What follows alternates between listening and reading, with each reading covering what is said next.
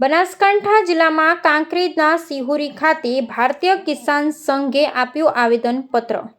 રાસાયણિક ખાતરના ભાવ વધારા મુદ્દે મામલતદાર કચેરીએ આપ્યું આવેદનપત્ર। એમપીકે, પોટાશ અને સલ્ફેટ ખાતરમાં ભાવ વધારો પાછો ખેંચવાની કરાઈ માંગ।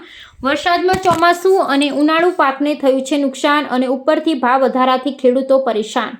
સાથે સાથે યુરિયા ખાતરનો પર્યાપ્ત જથ્થો મળી રહે તેવી કરાઈ માંગ।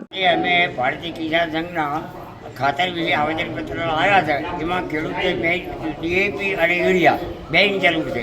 અત્યારે યુરિયા ભાવ કરતી જે ભાવ થઈને એની પર કાળા બજાર કે યુરિયા કોણ સ્ટોક હોય છે થોડો તળી હાડી તળીનો બજાર ભાવ અમ કંઈ ખાતર નથી અને કાળા બજાર ખાતર વેચાય છે।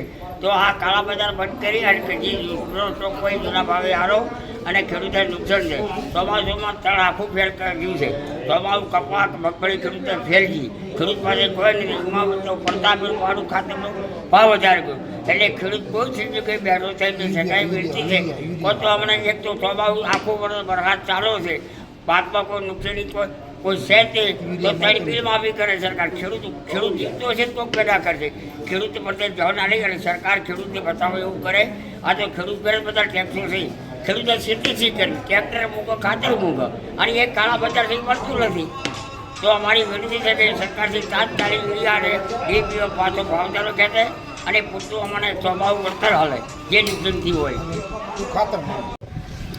આજ રોજ ભારતીય કિસાન સંઘે કાંકરેજ તાલુકામાં 5/8/2025ના રોજે આવેદનપત્ર એમ આલવા આવ્યા છે કે જે ખાતરનો ભાવ વધારો કર્યો છે તાત્કાલિક પાછો ખેંચો અને યુરિયા ખાતર બિલકુલ મળતું નથી।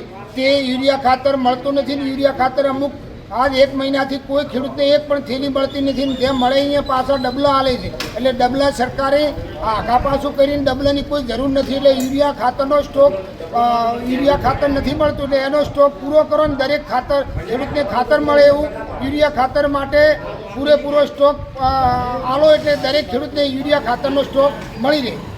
ભારત માતા કી।